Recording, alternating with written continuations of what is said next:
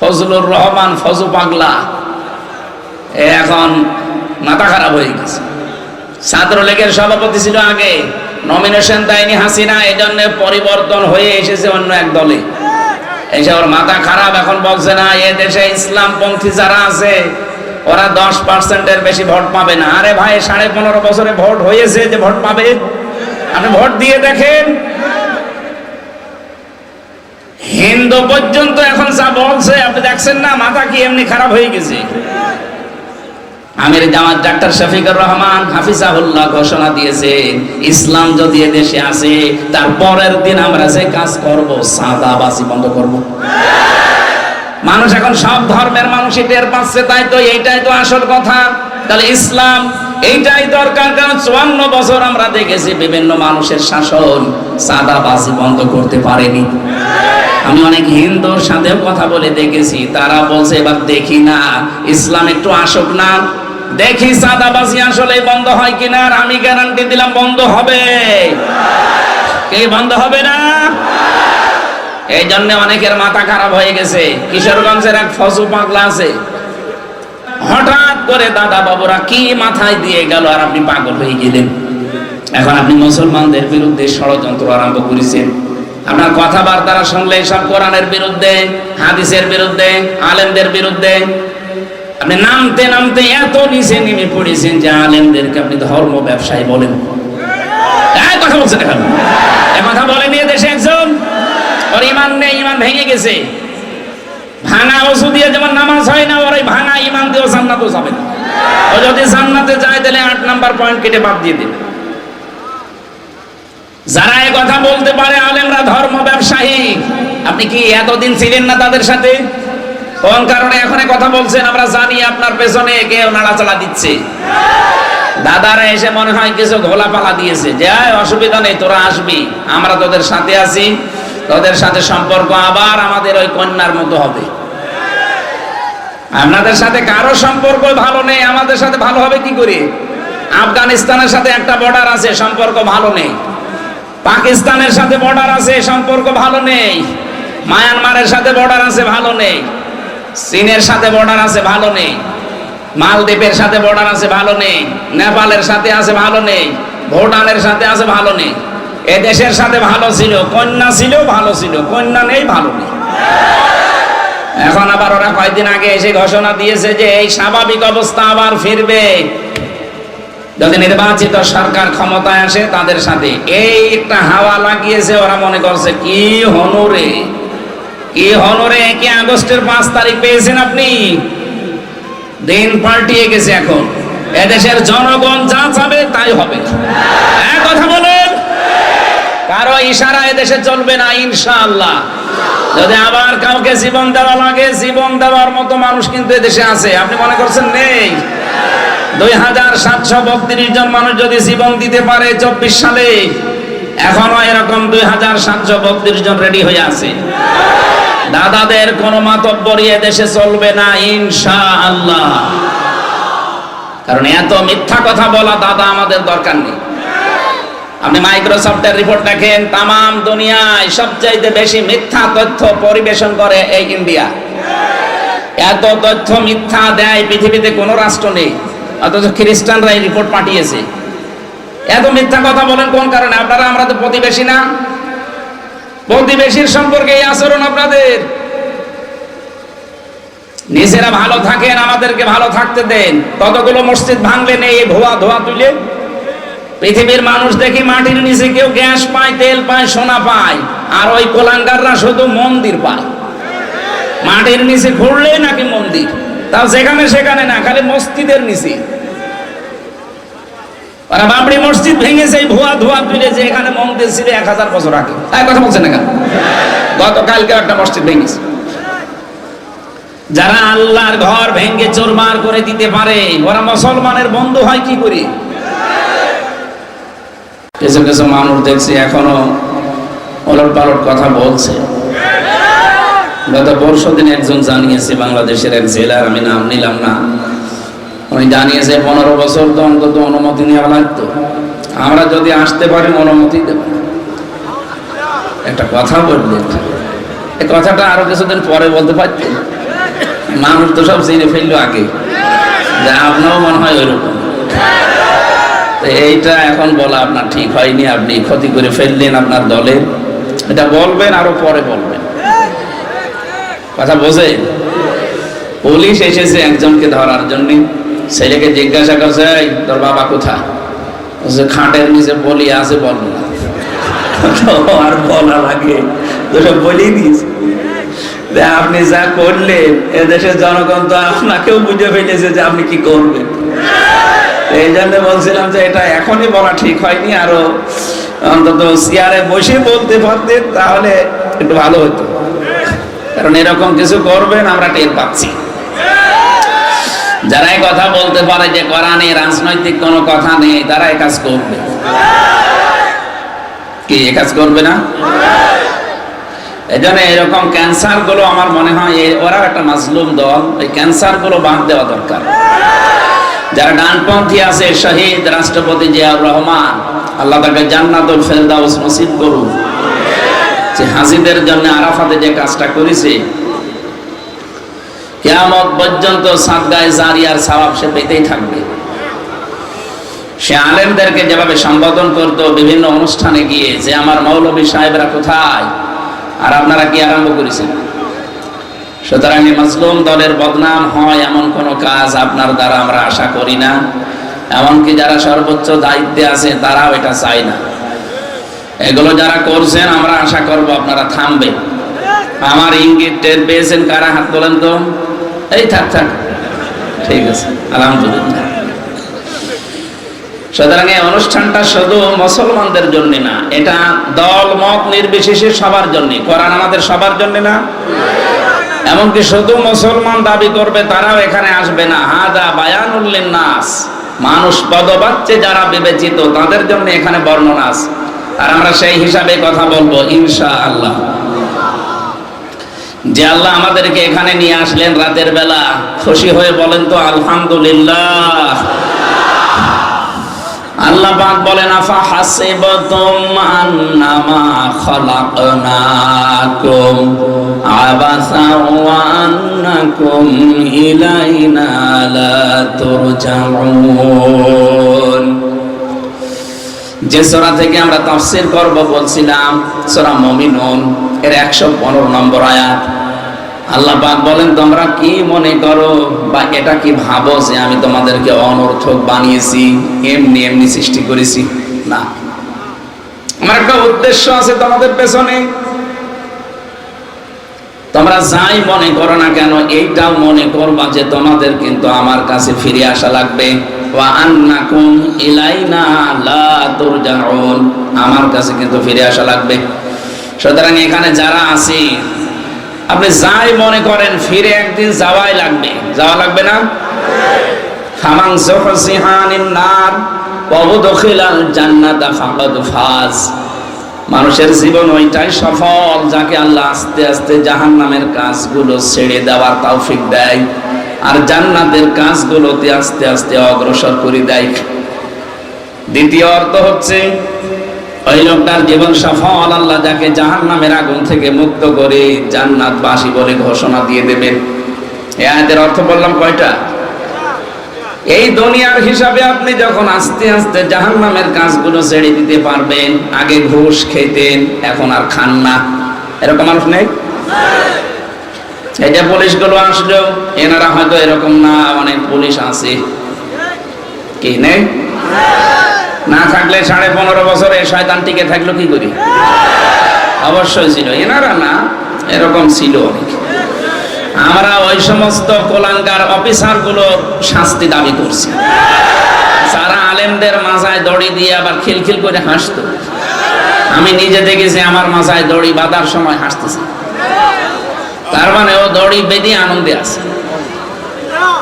আপনি এই মানুষগুলোকে বলেন তো, এখানে যারা আছে এদের চাকরি ছেড়ে দেবে, তাও আলেমের মাথায় দড়ি দেবে না। আর একটু জোরে বলেন, অন্তত ওনারা তো খুশি হোক না। ওনারা আসলে ঠিক আছে। প্রশাসনের উপরে এখনো বাংলাদেশের মানুষ যে বিলা হয়ে আছে, এখনো রাগ করে আছে, কিছু কারণ তো আছে। এটা আস্তে আস্তে মেটানো লাগবে, ওনাদেরকে মেটাতে হবে। এই কিছু জালেম এবং জালেমদের দোসর এই কুলাঙ্গার অফিসারদের কারণে পুরা প্রশাসনটা আজ জাতির বিরুদ্ধে। এখনো পর্যন্ত এদের মন পাওয়া যাচ্ছে না, জাতির মন যে জয় করবে, অথচ ওনারা সেবক। ওনার যে কাজ করে 24 ঘন্টা ওনাদের ডিউটি। বাংলাদেশে একটাই বিভাগ আছে যেখানে ডিউটির শেষ নেই। আমরা অন্যান্য বিভাগে দেখেছি মাত্র 8 ঘন্টা ডিউটি করা লাগে, আর এনাদের ডিউটি 24 ঘন্টা। আমরা জানি যে 2টা চোখ জাহান্নামের আগুনে জ্বলবে না, তার ভেতরে যারা জনগণকে সীমানা পাহারা দেয় মানুষকে, আর যারা জাহান্নামের আগুনের ভয়ে রাতে উঠে কাঁদে, তার ভেতরে ওনাদের একটা চোখ মানুষকে পাহারা দেওয়ার জন্য। এই যে রাত 12টা 1টায় বাড়ি যাওয়া লাগবে কুষ্টিয়ায়, দেখবেন রাস্তার পাশে দাঁড়িয়ে আছে, চাতক পাখির মতো চেয়ে আছে। এই জন্য ওই মানুষগুলোর পুরা দায়িত্ব ইবাদত হিসাবে গণ্য হবে। ওদের চোখ আল্লাহ জাহান্নামে দেবে না। কিন্তু ঘুষ খেলে আবার সমস্যা, এটা আবার খাওয়া যাবে না। সুতরাং আগে যারা এগুলো খেতেন এখন ছেড়ে দিয়েছে। এখন ভালো লাইনে আপনি আসেন, মনে করবেন আল্লাহ আপনাকে জান্নাতের কাজের দিকে এগিয়ে দিচ্ছে। আমাল হায়াতুদ দুনিয়া ইল্লা মাতাউল গুরুর। পৃথিবীর এই জমিনটা পুরা ধোঁকা, দুনিয়ার জীবনটা কি? আল্লাহ বলছেন মাতাউল গুরুর, পুরাটা ধোঁকা। এটা আমি 3 বছর ফাঁসির কন্ডেম সেলের ভেতরে থাকা অবস্থায় হালকা টের পেয়েছিলাম যে পুরাটা আসলেও ধোঁকা। বউ বলেন, মা বাবা বলেন, ছেলে মেয়ে বলেন, যাই বলেন, দুনিয়ার সব ধোঁকা। মাঝে মাঝে এই চিন্তা আসতো, তাই তো এটা আসলেও ধোঁকা। কারণ ওখানে এত অসহায় লাগে নিজেকে। চট্টগ্রামবাসী, আমি আমার নিজের থেকে বলছি, ধোঁকা এই কারণে বললাম, আজকের শাহাদত সাহেবের যে বাড়িতে ছিলাম, বিশাল সুন্দর বাড়িটা, যদিও পুরাতন। এখন উনি 100 বছর পরে যদি এই বাড়িতে এসে বলে যে এই ভিটা আমার বাবার, এখানে আমি বসবাস করতাম, 100 বছর পরে আসলে এখানে যারা বাস করবে তারা ওনারে চিনবে? চিনবে না। আমার বাবার নাম রিয়াজউদ্দিন, তার বাবার নাম জাহান আলী, তার বাবার নাম নমাজ আলী। এরপরে আমি আর চিনি না। হ্যাঁ, এরপরে আমি আর চিনি না, আর আমার জানারও দরকার নেই। এখন অথচ আমার এই নমাজ আলী সাহেব মাত্র 61 বছর আগে মারা গেছে। কত বছর? এই লোকটা যদি এখন ফিরে আসে কুষ্টিয়ায়, বলে এই 2 তলা বাড়ি আমার, এটা আমি বানিয়েছিলাম, এই ভিটা আমার, বলেন তো ওর দাঁত মুখ খুলে ফেলবো না? ইয়ার কি মারেন আপনি? হ্যাঁ, কিসের নমাজ আলী আপনি?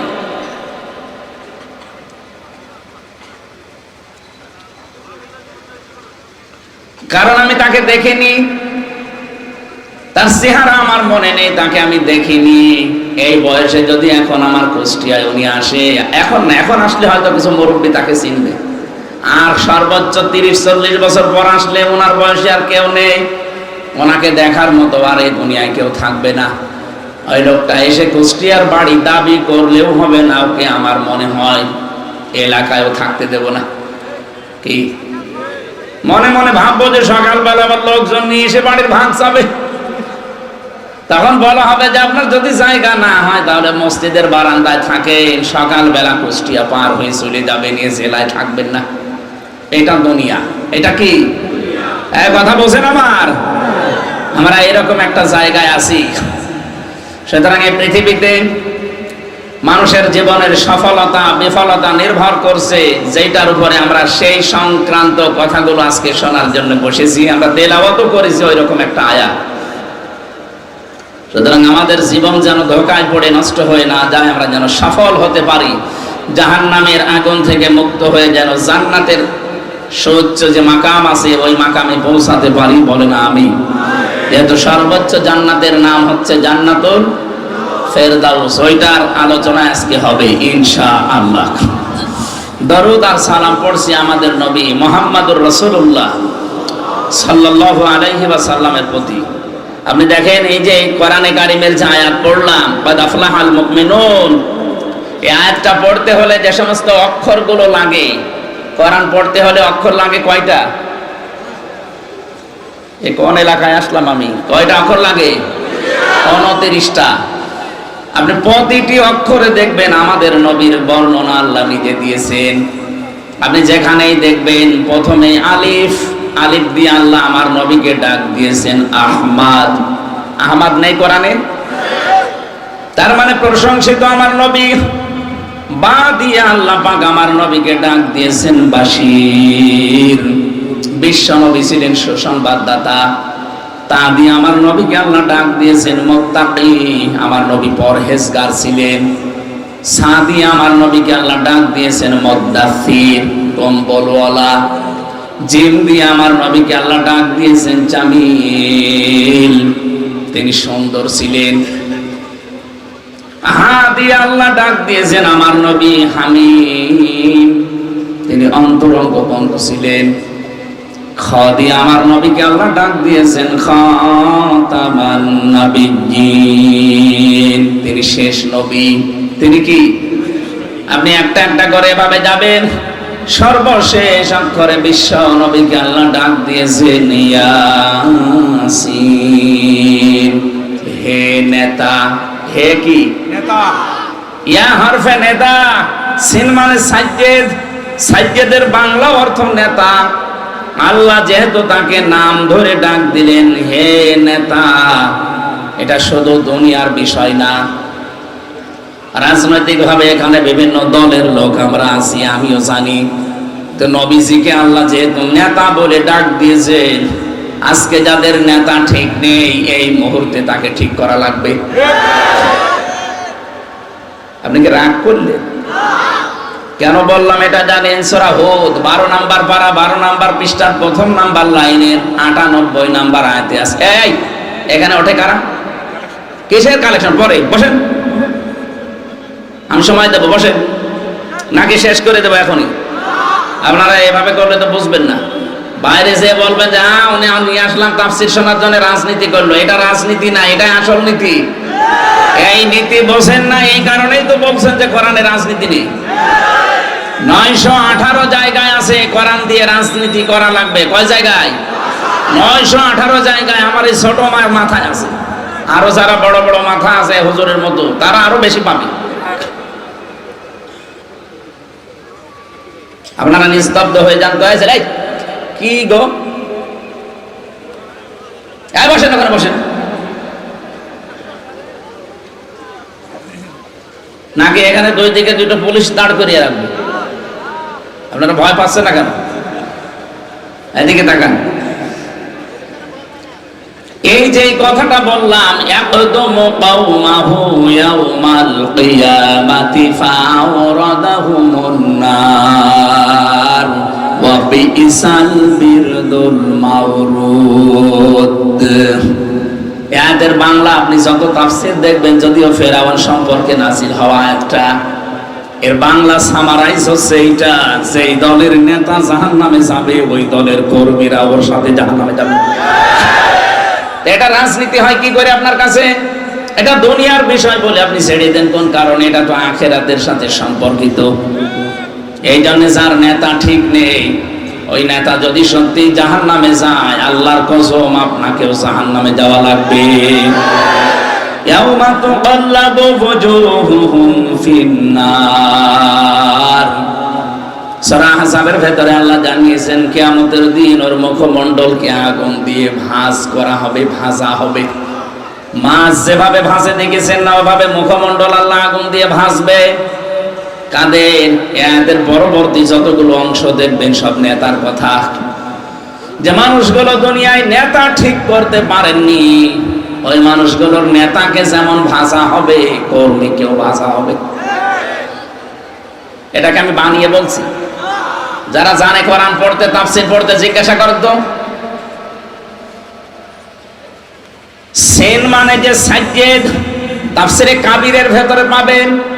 আল্লামা ফখরুদ্দিন রাজি রাহমাতুল্লাহ আলাইহি সিনের 5টা অর্থ দিয়েছেন এখানে। সিন মানে সাজ্জিদুল আলামিন, সিন মানে সাজ্জিদুল বাশার, সিন মানে সাজ্জিদুল কাউনাইন, সিন মানে সাজ্জিদুল আম্বিয়া, সিন মানে সাজ্জিদুল মুরসালিন। এক একটা শব্দের ভেতরে লক্ষ লক্ষ কথা আছে। আমার যেহেতু উদ্দেশ্য এটা না, আমার একটা সামনে বিশাল উদ্দেশ্য আছে, আমি ওইদিকে যাচ্ছি, শুধু আমি ইঙ্গিত দিলাম। সুতরাং প্রতিটি অক্ষরে আমাদের নবীর সম্মান মর্যাদা আমার আল্লাহ ব্যাপকভাবে তুলে ধরেছেন। জোরে বলেন সুবহানাল্লাহ। যে কোরআনে কারীম পড়তে গেলে 29টা অক্ষর আপনি জানেন পড়েন, সেই কোরআন দিয়ে আমরা এবার আলোচনায় আসছি। সূরা মুমিনুন। কোন সূরা? একটা সূরার নাম আছে সূরা মুমিন, আর এটার নাম মুমিনুন। এক বচন আর এটা বহু বচন। রব্বুল আলামিন মুমিনুনের ভেতরে 118টা আয়াত দিয়েছেন, 6টা রুকু আছে। কোরআনে কারীমের 23 নাম্বার সূরা, এটা মক্কায় নাযিল হয়েছে। আমরা তেলাওয়াত করছি, এরপরে তাফসিরে যাচ্ছি। আছেন এদিকে, আছেন না? বলেন, জবান খুলে তেলাওয়াত করেন। আউযু বিল্লাহি মিনাশ শাইতানির রাজিম, বিসমিল্লাহির রহমানির রহিম, قد أفلح المؤمنون।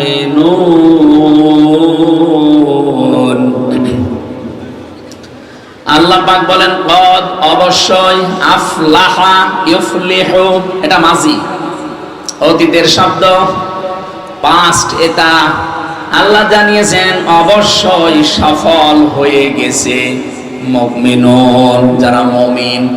কে বলছেন? এখানে আল্লাহ নিজে শব্দ শুরু করার আগেই গ্যারান্টি দিলেন কদ। আরবি গ্রামার অনুযায়ী 13টা অক্ষর কোন শব্দ যদি কোন সেন্টেন্সের আগে আসে, বাংলা অর্থ দাঁড়ায় অবশ্যই, নিশ্চয়, হবেই হবে। তার ভিতরে কদ একটা, কদ, সিন, সাউফা, লাম, এরকম 13টা আছে। এখানে আল্লাহ কোনটা দিয়েছেন বলেন তো? এই ক্লাস চলছে, এটা বলেন। আল্লাহ গ্যারান্টি দিচ্ছেন অবশ্যই, নিশ্চয়, মাস্ট বি, হবেই হবে, সফল হয়েই গেছে, হবে না, হয়ে গেছে। আল মুমিনুন, যারা মুমিন বলে দাবি করে মানুষগুলো সফল হয়ে গেছে। এবার আসেন তো আমরা দেখি আয়াতের প্রথম অর্থ।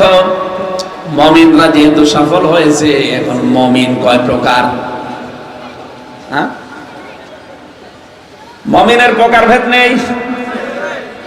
পৃথিবীর প্রত্যেকটা দিক আর বিভাগ দেখবেন শ্রেণী ভাগ করা হয়। এই যে শিরিকের আলোচনায় গেলে আমি শিরিককে ভাগ করেছি তাফসীর থেকে। শিরিক 4 প্রকার হয় প্রধানত। শিরিক বিল জাত, শিরিক বিল সিফাত, শিরিক বিল ইখতিয়ারা, শিরিক বিল হুকুক। এভাবে এই 4 প্রকার আবার আপনি শ্রেণী বিন্যাস করলে পাবেন 8 প্রকার। ওখানে আবার শ্রেণী বিন্যাস করলে পাবেন 12 প্রকার। ওটা ভাগ করলে পাবেন 22 প্রকার। ওইটা আর এক ভাগ করলে 42 প্রকার। ওটা আর এক ভাগ করলে 72 প্রকার। ওটা আবার ভাগ ভাগ করে তাফসীরের ভাষায় দেখবেন 120 প্রকার লেখা আছে। শিরিক কত প্রকার? প্রত্যেকটা জিনিস যেহেতু ভাগ ভাগ করা যায়, মুমিনও ভাগ আছে। একটা কামেল মুমিন আর একটা ফাসেক মুমিন। এদিকে আছেন আপনারা? পরিপূর্ণ মুমিন আর গুনাহগার মুমিন, এই 2 প্রকার মুমিনই সফল। ভালো করে খেয়াল করবেন, 2 প্রকার মুমিনই কি? আরো জোরে বলেন। প্রথম যেটা, ওটা বিনা হিসাবে জান্নাতে চলে যাবে। দ্বিতীয় যেটা, এদের হিসাব দেওয়া লাগবে। এবং এর বাইরে যারা আছে, কিয়ামতের কঠিন ওই ময়দানে আল্লাহ একটা ঘোষণা দিয়ে দেবেন, ওয়ামতাজুল ইয়াউমা আইয়ুহাল মুজরিমুন। ইমাম আবু হানিফা রাহমাতুল্লাহ আলাইহির জীবনীতে দেখলাম তিনি নামাজে দাঁড়িয়েছিলেন, সূরা ইয়াসিন তেলাওয়াত করছিলেন। আর এই আয়াতটা যখন এসেছেন, তাহাজ্জুদের নামাজে দাঁড়িয়ে সারা রাত তিনি এই একটা আয়াতই পড়েছিলেন, ওয়ামতাজুল ইয়াউমা আইয়ুহাল মুজরিমুন। আল্লাহ পাক কিয়ামতে ঘোষণা দিয়ে দেবেন, এই হাসরবাসী, এখানে যারা মুজরিম আছে, পাপিষ্ঠ আছো, আমার নেককার বান্দাদের থেকে তোমরা আলাদা হয়ে যাও। আজ তো সবাই এক জায়গায় বসতে পেরেছি, হয়তো কেউ নিষেধও করে না, উঠেও যেতে বলে না। কিয়ামতে এরকম কঠিন ময়দান শুরু হবে, আল্লাহ নিজে বিচারের এই কাঠগড়ায় বসবেন। এজলাসে বসেই তিনি বলবেন, না, এখানে সবাইকে এক জায়গায় থাকা যাবে না। যারা পাপিষ্ঠ মুজরিম আমার মুমিন বান্দাদের থেকে আলাদা হয়ে যা। ইমাম আবু হানিফা বলেন, আমি চিন্তা করছিলাম নামাজি আয়াতটা নিয়ে, কিয়ামতে যদি আল্লাহ আমাকে ও মুমিনদের থেকে আলাদা করে দেয়, কি অবস্থা হবে আমার। আপনি চিন্তা করেছেন কোথায় তার অবস্থা? তিনি যদি এই চিন্তা ভাবনা করেন আমাদের কি হয়েছে। কিয়ামতে দুই প্রকার মানুষকে আল্লাহ ভাগ করে ফেলবেন, ফারিকুন ফিল জান্নাতি ওয়া ফারিকুন ফিস সাঈর। আল্লাহ পাক বলেন একদল যাবে জান্নাতে আর একদল যাবে জাহান্নামে। এই জান্নাতের ভেতরে যে দুই দল আছে, একটা কামেল মুমিন আর একটা গুনাহগার মুমিন। তো কাফের যারা বাকি যা আছে সব, এই পৃথিবীতে এখন প্রায় ৪৫০০ ধর্মের লোক আছে। কত বলেন বলেন? ৪৫০০ ধর্মের লোক বাস করে এই দুনিয়ায়। ২৫৭টা রাষ্ট্র আছে, তার ভেতরে বাংলাদেশ একটা। সব মিলে প্রায় ৮১০ কোটির উপরে আমরা মানুষ আছি। ২১০ কোটি আমরা মুসলিম, বাকিগুলো সব অন্য ধর্মের। এই মুসলিমদের ভেতরে যারা কামেল, তারা আজকের এই তেলাওয়াত কিন্তু 11 আয়াতের ভেতরে আপনি দেখবেন তাদের জীবন মিলবে। আর যেই মানুষগুলো ওই যে ফাসেক মুমিন যাদেরকে বলা হয় গুনাহগার, এগুলোর সাথে হয়তো 11টার ভেতরে 4-5টা মিলবে, 2-3টা মিলবে। এখন আমরা দেখি আমরা কোন পর্যায়ে আছি। যারা কামেল মুমিন এই মানুষগুলো জান্নাতে চলে যাবে, কোনো বিচার নেই, হিসাব নেই। 11টা আয়াতের ভেতরে 7টা গুণ আল্লাহ দিয়েছেন, যদি আপনি অর্জন করতে পারেন। এই জন্যই তো শাহাদত ভাই বলছিলেন যে ফজরের পর থেকে শুরু করবেন না, এখন থেকে। যখন শুনবেন এই জায়গা থেকে আরম্ভ হবে। এই 7টা গুণ 11টা আয়াতের ভেতরে দেওয়া আছে, মাস্ট বি আমরা এখন থেকে মানবই ইনশাআল্লাহ। এক কথা বলো না কেন? কোন হিসাব লাগবে না, বিনা হিসাবে বিনা বিচারে চলে যাবেন জান্নাতে। ফাসেক মুমিন যারা গুনাহগার, এরা হয়তো 2-3টা 4-5টা মানে, তাদের বিচার হবে। আল্লাহ পাক বলেন ওয়াযিবু মাইয়াশা ওয়া ইয়াগফিরু লিমাইয়াশা আল্লাহু আলা কুল্লি শাইইন কাদির। বলেন আল্লাহু আকবার। এদেরকে আমি হয় শাস্তি দেব, নাই মাফ করে দেব, সবকিছুর উপরে আমি আল্লাহরই ক্ষমতা। এবার আসেন আমরা আবার এই পর্যায়ে পড়ে গেলাম নাকি? এই জন্যই তাফসীর মাহফিলে আজকে আপনারা এসেছেন। আমরা দেখব যে আমরা পরিপূর্ণ না আংশিক।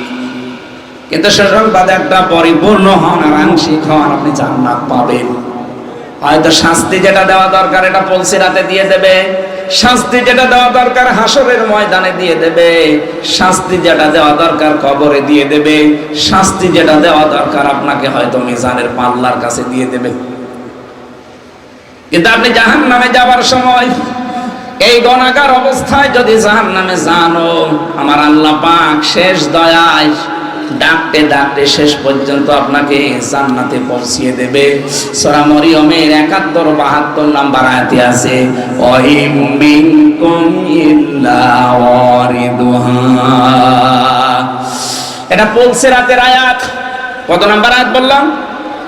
সূরা মরিয়ম 71-72 নাম্বার আয়াত। বাড়ি দিয়ে তাফসীর মিলাবেন। ফি জিলালিল কোরআনটা মুফাসসিররা সুন্দরভাবে ব্যাখ্যা দিয়েছেন। কিয়ামতের এই জায়গায় আল্লাহ যখন বলবে যা পুলসিরাত পার হয়ে যা, চলে যা, ওই যে জান্নাত আর নিচে জাহান্নাম। রব্বুল আলামিন বলেন যারা জান্নাতে যাবে ওই মানুষগুলো তো পার হয়ে চলে যাবে। যে মানুষগুলো জান্নাতে যেতে পারবে না ওরা কেটে কেটে পড়বে জাহান্নামে। কেমন এমন চিকন একটা ব্রিজ, নাম বলা হয় পুলসিরাত ব্রিজ, অথচ ওটা চুলের মতো চিকন, হীরার মতো ধার হবে। আর রব্বুল আলামিন বলেন এই মানুষগুলো জাহান্নামে পড়বে। আফামান হাক্কা আলাইহি কালিমাতুল আযাব আফান্তা তুনকিযু মান ফিন্নার। এই ভালো করে খেয়াল করবেন, আমি গতানুগতিক কথা কিন্তু বলি না, যা বলি ওখান থেকে একটা শিক্ষা নিয়ে আসি। এবার ভাবেন তো কি বললাম, এটা সূরা জুমারে পাবেন 23 নাম্বার পারা 19 নাম্বার পৃষ্ঠার 12 নাম্বার লাইন, 11 নাম্বার লাইনের 20 নাম্বার আয়াতে আছে। আল্লাহ পাক বলেন আমি আফামান হাক্কা আলাইহি কালিমাতুল আযাব, বিচার ফায়সালা করে, বিচার আচার করে আমি আল্লাহ যাকে আমি জাহান্নামে পাঠিয়ে দিয়েছি, হে নবী, আপনি কি পারবেন ওই লোকটাকে জাহান্নাম থেকে বের করে নিয়ে আসতে? কাকে বলছে? নবীকে। কাকে? আফা আনতা, আপনি কি পারবেন তুনকিযু মান ফিন্নার, ওই লোকটাকে আগুন থেকে বের করে নিয়ে আসতে? ইউরিদুনা ইয়াখরুজু মিনান নারি ওয়া মা হুম বিখারিজিনা মিনহা ওয়া লাহুম আযাবুম মুকিম। সূরা মায়েদা 6 নম্বর পারার 13 নম্বর পৃষ্ঠার প্রথম নম্বর লাইনে 37 নম্বর আয়াতের প্রথম অংশে আছে। আল্লাহ বলেন, ওরা চাইবে বের হতে জাহান্নামের আগুন থেকে, কিন্তু আমি ওদেরকে ফিরিয়ে দেব। কে বলছেন? বলেন বলেন। তাহলে এই দেশে একটা কথা আমরা প্রচার করে রেখেছি যে যা করো করো, অসুবিধা নেই, কালেমা যখন একবার পড়েছো জান্নাত একদিন যাবাই। এই আয়াতে এই হাদিসের কথা মানুষ অনেক উদ্বুদ্ধ হয়, এজন্য অনেকেই এমন এমন কাজ করে, শেষে দেখা যায় ঈমানই নেই। কথাগুলো বুঝতেছেন? আপনি জাহান্নামে গেলেন, 10 বছর 50 বছর পরে বের হয়ে চলে আসলেন, আমার কোনো লাভও নেই, ক্ষতিও নেই, আছে? এক কথা বলেননি না, আমি আবার বলছি। আপনি জাহান্নামে মনে করেন গেলেন, 10 বছর 20 বছর 50 বছর পরে বেরিয়ে চলে আসলেন, আমার কোনো লাভ আছে? কোনো ক্ষতি আছে? কিন্তু আপনি যদি জাহান্নামে যাবার পরে সূরা জুমারের এই 20 নম্বর আয়াত, সূরা মায়েদার 37 নম্বর আয়াত, এই আয়াতগুলো যদি আপনাকে কিয়ামতের দিন আল্লাহর বের না করে, তখন আপনার কি হবে? এবার আমার প্রশ্ন হচ্ছে, হ্যাঁ, জাহান্নাম থেকে বের হবে কারা আর হবে না কারা, এইটা আমার জানা দরকার। মান ক্বালা লা ইলাহা ইল্লাল্লাহ দাখালাল জান্নাহ, যে ব্যক্তি লা ইলাহা ইল্লাল্লাহ পড়বে সে জান্নাতে যাবে, ঠিক আছে, কিন্তু আপনাকে লা ইলাহা ইল্লাল্লাহ টিকিয়ে রাখা লাগবে না। কথা বলেন না কেন? মাছ ধরতে গেলেন আপনি, যার ভেতরে রাখবেন হাড়ি বা খালই বলে, খালই বলেন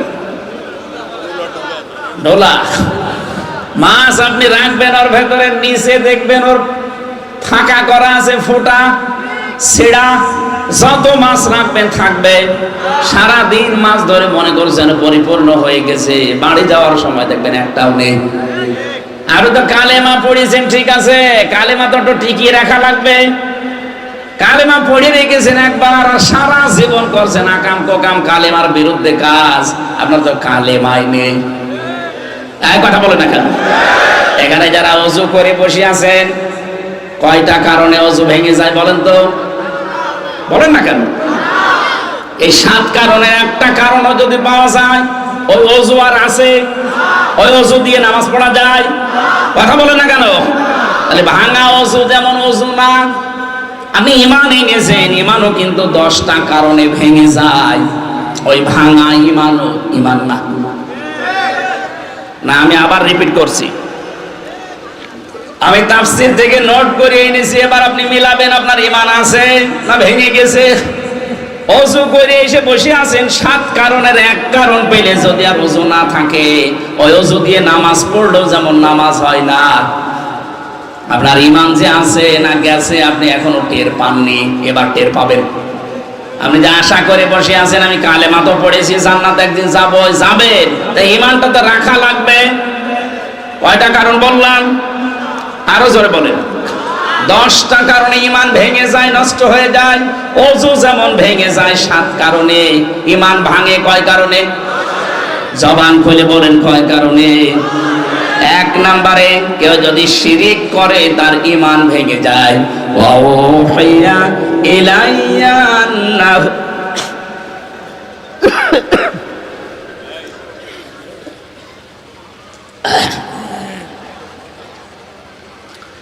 এটা সূরা জুমারের 65 নম্বর। আমি খালি দলিলগুলো বলছি, যেহেতু রেকর্ড হচ্ছে, বাড়ি যে খালি মিলিয়ে নেবেন। সূরা জুমারের 65 নম্বর আয়াত। এই পৃথিবীতে যত নবীকে আল্লাহ পাঠিয়েছেন এই হুঁশিয়ারি দিয়েছেন, নবীরা তোমাদের সবার উপরে আমার ওহী এইটা যে যা করো শিরিক করবা না। কি করবা না? বলেন বলেন। লা ইয়াহবাতান্না আমালুকা, যদি শিরিক করে কেউ, হে নবী আপনিও যদি শিরিক করেন, লা ইয়াহবাতান্না আমালুকা, লামে তাকিদ নুনে সাকিলা, যারা আরবি গ্রামার বোঝে কত ভয়ঙ্কর শব্দ আল্লাহ সেট করেছেন, লা ইয়াহবাতান্না আমালুকা ওয়া লা তাকুনান্না মিনাল খাসিরিন। কোন মানুষ যদি সত্যি শিরিক করে, হে নবী আপনিও যদি করেন, আমি আল্লাহ কিন্তু গ্যারান্টি দিলাম আপনার আমল রাখবো না, সব নষ্ট করে দেব, আর আপনি ক্ষতিগ্রস্ত হয়ে যাবেন। বলেন নাউজুবিল্লাহ।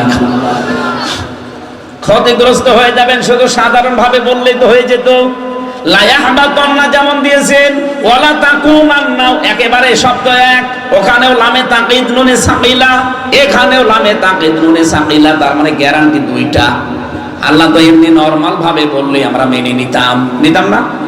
আল্লাহ গ্যারান্টি দিয়ে বলেছেন যারা শিরিক করে ওদের ঈমান শেষ, আমল শেষ, ওরা ক্ষতিগ্রস্ত হবে। এই জন্য আপনি কালেমা পড়ে বসে আছেন। এই যে শিরিকের কথা বললাম, 120 প্রকার শিরিক আছে, একটাও যদি কারো ভেতরে থাকে ওর ঈমান আমল সব চলে গেছে, ও ক্ষতিগ্রস্ত। এটা কার কথা? আরো জোরে বলেন। আপনি এগুলো মিলাবেন না যে আমার ঈমান আছে না ভেঙে গেছে। শিরিক করলে ঈমান কি হয়? ভেঙে যায়। বলেন বলেন, আরো জোরে বলেন। শিরিক কি? আমি এক কথায় জবাব দিচ্ছি, আল্লাহ যেটা পারে ওইটা অন্য কেউ পারে, এই বিশ্বাস করার নাম শিরিক। এই আর কিছু লাগবে না, বসেন বসেন। কি গরম আছে?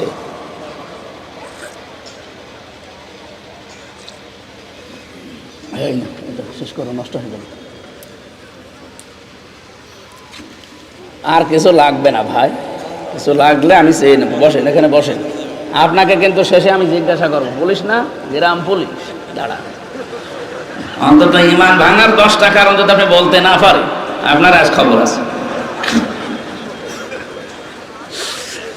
ফটিক ছড়ি বাঁশি, যেহেতু ঈমান ভাঙার কারণের কথা বলছিলাম, প্রথমে শিরিক করলে ঈমান ভেঙে যায়। আল্লাহ যেটা পারে ওইটা অন্য কেউ পারে, এ বিশ্বাস করার নাম কি? বলেন তো, দুনিয়া চালাতে পারে কে?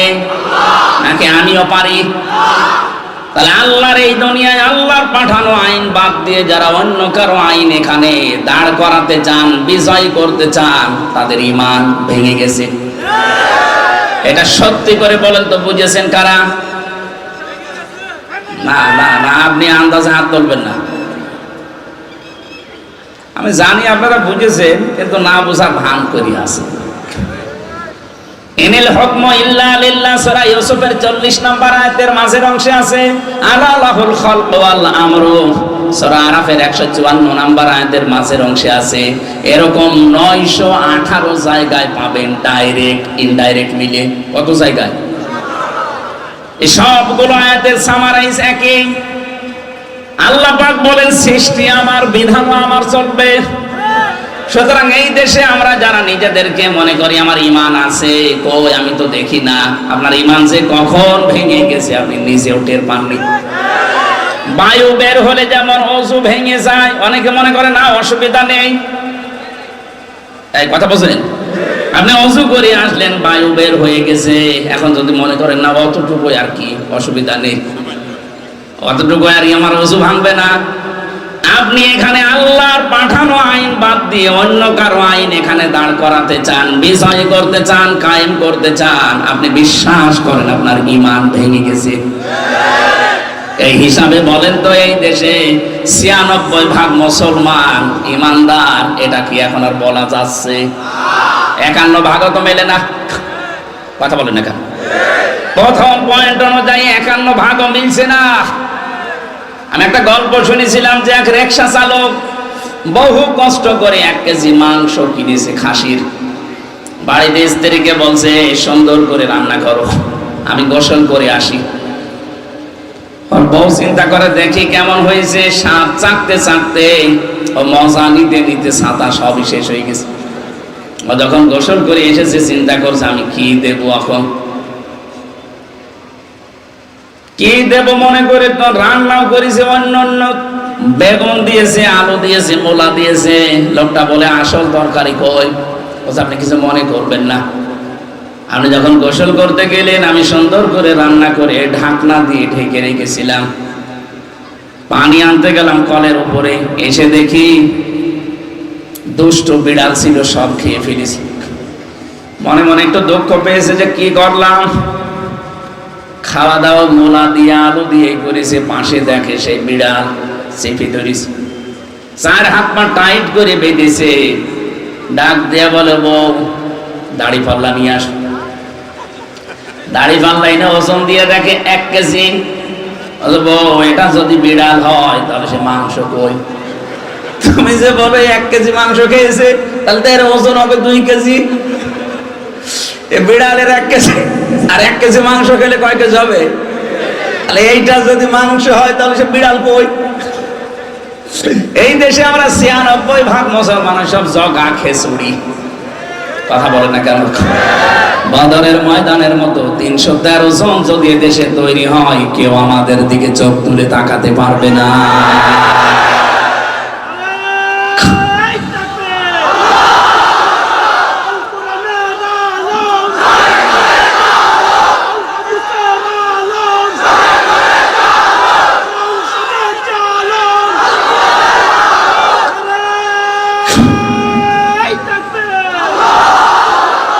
চট্টগ্রামবাসী, আমাদের এই দেশে 18 কোটি মানুষের কিছু না থাক, অন্তত ঈমান আছে। ঈমানটা যদি ওই বদরের ময়দানের মতো সাহাবীদের মতো 313 জনের মতো হয়ে যেত, এই দেশে আমার মনে হয় 54 বছর আগে ইসলাম কায়েম হয়ে যেত। আমরা শুধু জগা খেচুড়িতে আছি, কখন যে ঈমান গেছে কখন ভেঙে গেছে আমি জানি না, অথচ বিশ্বাস করি আছি না অতটুকু বায়ু বের হলে আর কি হয়, অথচ অসুসে ভেঙে গেছে ও টেরই পাইনি। কথা বলে না কেন? তাহলে শিরিক করলে কি ভেঙে যায়? শিরিকের এক কথায় জবাব কি? আল্লাহ যেটা পারে ওটা অন্য কেউ পারে বিশ্বাস করার নাম। আরো জোরে বলেন। আমি মাত্র একটা উদাহরণ দিলাম, আমি একটা উদাহরণ মাত্র দিয়েছি যে আল্লাহ পাক বলেন জমিন আমি বানিয়েছি, আইন চলবে আল্লাহ। আর এখানে আল্লাহর আইনের বিপরীতে যারা অন্য কারো আইন কায়েম করতে চান, প্রতিষ্ঠা করতে চান, আপনার কিন্তু ঈমান ভেঙে গেছে। আর আমরা চাই এরকম ঈমানদার যে যারা আল্লাহর তৈরি করায় পৃথিবীতে আল্লাহর আইন দিয়ে চালাবে, এরকম ঈমানদার চাই। কথা বলেন না কেন? তৈরি হচ্ছে ইনশাআল্লাহ। আগস্টের 5 তারিখের আগের জরিপ দেখবেন, এই দেশে মাত্র 100 জনের 15 জন মানুষ চাইতো যে কোরআনে কারিমের বিধান এই দেশে কায়েম হোক। কি কথা বলেন না কেন? আপনি একটু চোখ কান খোলা রেখে দেখবেন, মাত্র 100 জনের 15 জন এই দেশে মানুষ চায় যে কোরআনের বিধান কায়েম হোক। কিন্তু এই 4.5 মাসের ব্যবধানে, এই জানুয়ারি মাসে জরিপ আসে, আপনি দেখবেন জানুয়ারির জরিপগুলো ইন্টারন্যাশনাল যেগুলো জরিপ আছে, তারা এই দেশের উপরে একটা চিত্র তুলে ধরেছে যে এই দেশে এখন 100 জনের 58 জন মানুষ চাচ্ছে যে কোরআনের বিধান কায়েম হোক।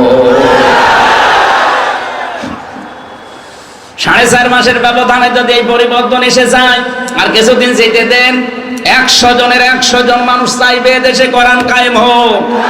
কারণ তারা টের পাচ্ছে যে কোরআনের বিধান নেই, এই কারণে সাদাবাজি চাই। কোরআনের বিধান নেই, এই জন্যই মেয়ে লোককে বেপরদায় চলতে দেখা যায়। কোরআনের বিধান থাকলে মুসলিম মেয়েদের আপনি বোরকা ছাড়া দেখতে পাবেন না। কথা বলে না কেন? সাদা কিসের সাদা? আমির জামাত ডাক্তার শফিকুর রহমান হাফিজাহুল্লাহ ঘোষণা দিয়েছে, ইসলাম যদি এদেশে আসে তার পরের দিন আমরা যে কাজ করব, সাদাবাজি বন্ধ করব। মানুষ এখন সব ধর্মের মানুষই টের পাচ্ছে, তাই তো এইটাই তো আসল কথা।